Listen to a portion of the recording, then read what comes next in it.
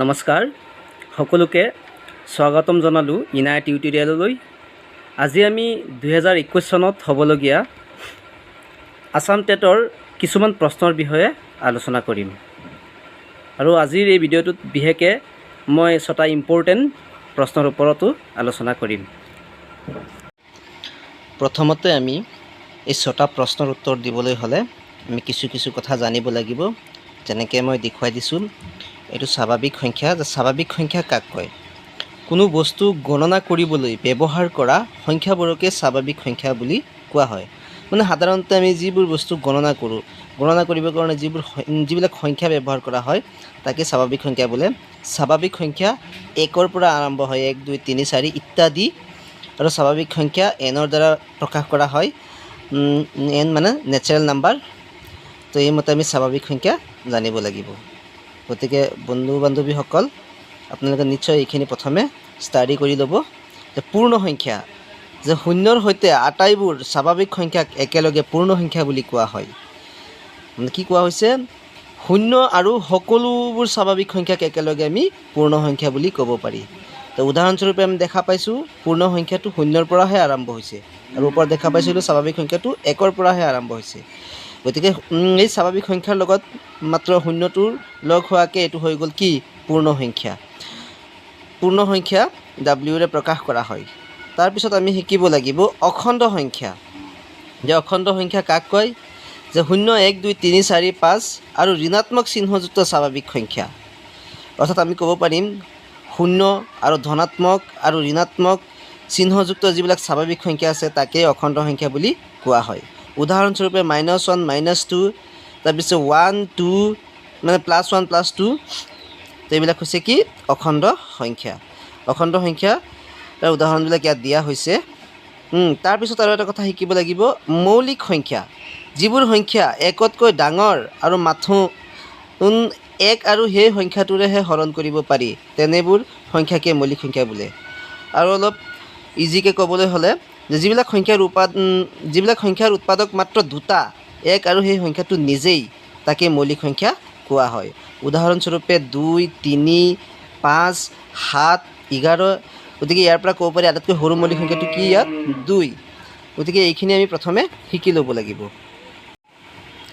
তাৰপিছত আমি শিকিব লাগিব যে পৰিমেয় সংখ্যা। যে যিবিলাক সংখ্যাক p/q আকাৰত প্ৰকাশ কৰিব পাৰি, আৰু p আৰু q দুটা অখণ্ড সংখ্যা, যেতিয়া qৰ মানটো 0 নহয়, তাকে আমি পৰিমেয় সংখ্যা বুলি ক'ব পাৰি। গতিকে ইয়াত কোৱা হৈছে যিবোৰ সংখ্যাক p/q, য'ত p আৰু q দুটা অখণ্ড সংখ্যা আৰু q ≠ 0 আকৃতিত প্ৰকাশ কৰিব পাৰি, তেনেবোৰ সংখ্যাকে পৰিমেয় সংখ্যা বোলে। এইটো 3/2 p/q আকৃতিত হৈছে, আৰু qৰ মানটো এইটো 0 হোৱা নাই, 2হে হৈছে। গতিকে এইটো এটা পৰিমেয় সংখ্যা। আৰু অপৰিমেয় সংখ্যা কাক কয়? যে যিবিলাক সংখ্যাক আমি p/q আকৃতিত প্ৰকাশ কৰিব নোৱাৰোঁ বা নোৱাৰিম, তাকে আমি কি বুলি ক'ব পাৰিম? অপৰিমেয় সংখ্যা। অপৰিমেয় সংখ্যা, যে ইয়াত কিছুমান উদাহৰণো দিছে, যে √2 √3 √5 √7। তাৰপিছত পাই এটা অপৰিমেয় সংখ্যা। ইয়াৰ পিছত আমি সেই 6টা প্ৰশ্নৰ ওপৰত আলোচনা কৰিম, অৰ্থাৎ এই প্ৰশ্নকেইটাৰ উত্তৰ কৈ দিম। তো প্ৰথম যিটো প্ৰশ্ন আছে, তলৰ আটাইতকৈ সৰু স্বাভাৱিক সংখ্যাটো হ'ল অপশ্যন এ 2, অপশ্যন বিত -1, অপশ্যন চিত 1, অপশ্যন ডিত 0। তো আমি জানো স্বাভাৱিক সংখ্যা আৰম্ভ 1ৰ পৰা হয়। গতিকে 1 কোনটো অপশ্যনত আছে সেইটোৱে হ'ব শুদ্ধ। আমি দেখা পালোঁ চি অপশ্যনত 1টো আছে। গতিকে আটাইতকৈ সৰু স্বাভাৱিক সংখ্যাটো হৈছে কিমান? 1। অপশ্যন চিটো শুদ্ধ। 2 নম্বৰ, অনুন্নত নথকা পৰিমেয় সংখ্যাটো হ'ল, আমি অপশ্যন এত যিটো আছে যে 1, 1ৰ অনুন্নত 1/1। তাৰপিছত বিত যিটো আছে 0, তাৰ অনুন্নত হ'বগৈ 1/0। গতিকে ইয়াত দেখা পালোঁ 1/0। যদি তাক আমি p/q আকৃতিৰ লগত মিলাব বিচাৰোঁ, দেখা পাইছোঁ qৰ মানটো কি হৈ গৈছে? 0। গতিকে আমি জানো পৰিমেয়ৰ যিটো সূত্ৰ আছে, p/q আকাৰত প্ৰকাশ কৰিব পাৰি, কিন্তু qৰ মানটো 0 নহয়। তো ইয়াত দেখা পালোঁ qৰ মানটো 0 হৈ গৈছে। গতিকে অনুন্নত নথকা পৰিমেয় সংখ্যাটো হ'ল, উত্তৰ কোনটো হ'বগৈ? Option B, 0। তাৰপিছত 3 নম্বৰটো, যে পৰিমেয় সংখ্যাৰ গুণাত্মক অবেদ হ'ল। যে পৰিমেয় সংখ্যাৰ গুণাত্মক যিটো অবেদ আছে সেইটো কি? তলত দিয়াৰ পৰা অপশ্যন আমি অপশ্যন এত 0 দেখা পালোঁ, অপশ্যন বিত -1, অপশ্যন চিত 1 আৰু অপশ্যন ডিত এটাও নাহক। গতিকে এই প্ৰশ্নৰ উত্তৰ দিবলৈ হ'লে আমি এটা কথা জানিব লাগিব, পৰিমেয়ৰ যিটো পূৰণৰ অভেদ বিধি আছে সেইটো আমি নীতিটো জানিব লাগিব, যে মই ইয়াত লিখিও ৰাখিছোঁ যে x পূৰণ 1 ইকুৱেল টু x, আকৌ 1 পূৰণ x মানে কি হ'বগৈ x হ'ব। গতিকে দুইটাত কি পোৱা গৈছে 1 পোৱা গৈছে। গতিকে আমি কি কৰিব লাগিব যে কোনটো উত্তৰ ইয়াত শুদ্ধ লিখিব লাগিব, যে ইয়াৰ পৰা আমি যিটো চি অপশ্যন আছে চিত এই 1টো, গতিকে 1 × 1 মানে 1, আকৌ 1 × 1 মানে 1 মানে চৰি এই x × 1 মানে x, তাৰপিছত 1 × x মানে x, এই দুইটাত আমি 1 দেখা পাইছোঁ। গতিকে ইয়াত যিটো এক আছে সেই একটোকে পূৰণৰ অভেদ বুলি কোৱা হয়।